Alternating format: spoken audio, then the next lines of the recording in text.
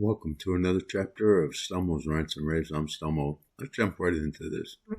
So today I wake up and one of the big stories is apparently Iran has sent a hitman to take out the president's daughter, Ivanka.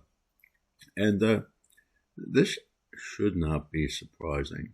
You know, one of the problems that I've had long term is on is that we know Iran in the past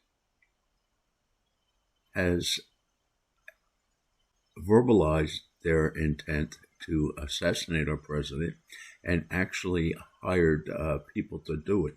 And in any other day and age, this in and by itself would be considered an act of war and would have to be dealt with. But in our new modern day, these things are, oh, they really didn't mean it or whatever, or they didn't get away with it, or whatever other nonsense they come up with. But I stand by one thing. Iran is making Donald Trump look like a fool. And this doesn't bode well to him having to deal with Russia and China. You see, what I think is in Donald Trump's first term, the left portrayed him as a raging lunatic who would almost certainly start World War III. Now, as a senior citizen, there's one thing, I can remember the same basic thing being said about Ronald Reagan. And what did Ronald Reagan do? Instead of causing World War III, he brought down the Iron Curtain. He brought down the Soviet Union. He took them down to their knees. And the Soviet Union broke up in the aftermath. And America, at least for some period in time, was a much safer place because of that. But getting back to Iran, the Strait of Hormuz remains closed. And it's not just oil and oil-based products that transit that strait, but a lot of other goods. And all of that is on hold. And it's going to have a super catastrophic result on our economy. And, we've already seen inflation tick up somewhat. And, of course, the government number is much lower than the actual inflation. And this is problematic for the country.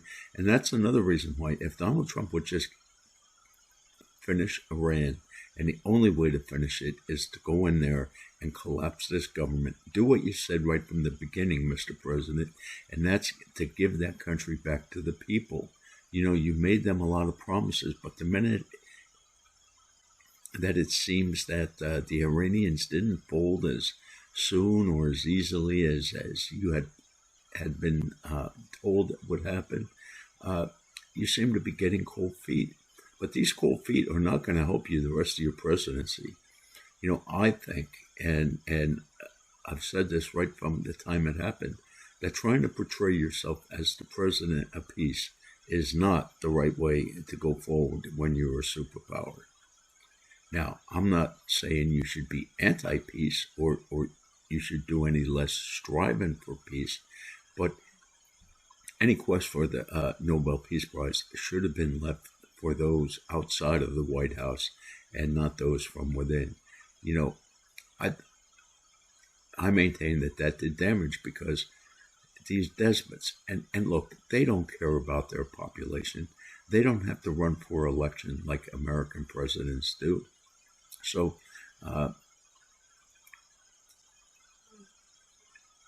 they are just a sore problem and have been almost all of my adult life. And I certainly supported the president when he went into Iran. And the reason I supported him is because I vividly remember how embarrassing it was for the United States to have our hostages taken. I think that they held for like 444 days. And it wasn't until the day before Ronald Reagan was sworn into office that they finally decided to release him. And the only reason that they decided to release him then is they knew what was going to happen when Reagan took office if they still held those hostages. And, that's the only way you can deal with these kind of people. And, any debate as to whether or not this was a good move from the beginning, that's something they can debate on the side forever. But we made the move. We attacked Iran. And now we need to take out this government. And because if we don't, if the president enters into some sort of crazy agreement, which we all know they've never lived up to an agreement yet, so why would they start now? All they're looking to do is buy time. And what do they want time for? They want time to develop weapons of mass destruction that they can then use on their enemies. And considering there are people out there, and I understand these are the Islamists that are only, they can promise only maybe 4, maybe 5% of the Iranian population.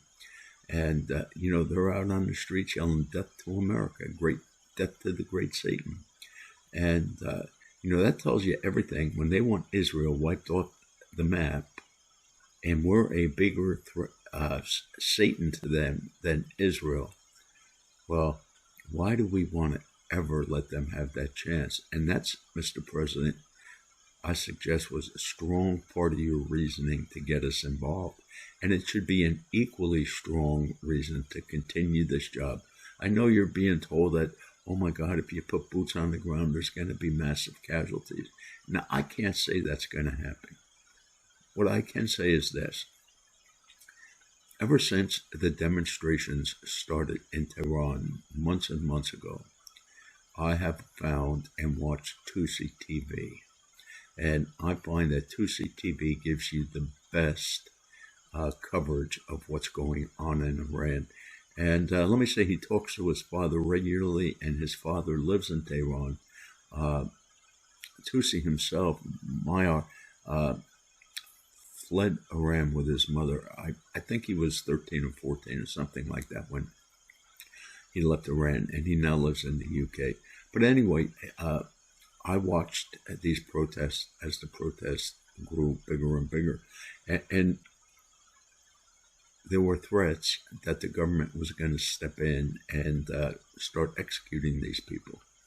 And our president, Donald J. Trump, then told the Iranian people that they should go to the streets, take back their government, and that he had their back. If the government started killing the people, the United States would step in and stop it. Well, guess what? We haven't stopped it. It continues. Even as just a couple of days ago, we've seen pictures online that showed people who have been executed in the last few days. So it continues. More and more Iranians are getting killed. And I think that if we do the right thing and if we take out this government, I think what we're going to find out that this regime killed far more people than is being reported. They kill them in the dead of night, and then they either cremate the bodies, some bodies get buried, but they do it under cover of darkness. And people are terrified to go near the regions where it's all happening, afraid that they might get pulled in as well.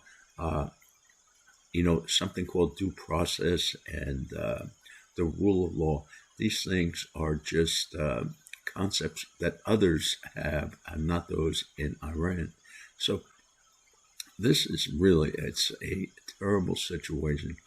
Every day that it goes on, I suggest means we're going to have a harder and harder problem in the future dealing with all of the things that are going to result from this war. And so having the Strait of Hormuz open is the biggest problem there.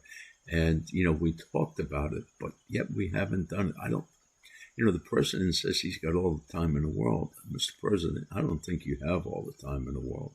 And the sooner you can end this, the better. I mean, now you got a carrier off of Cuba, and there's talk you're going to go into Cuba. I really, look, I understand that Cuba has to be dealt with. I got that.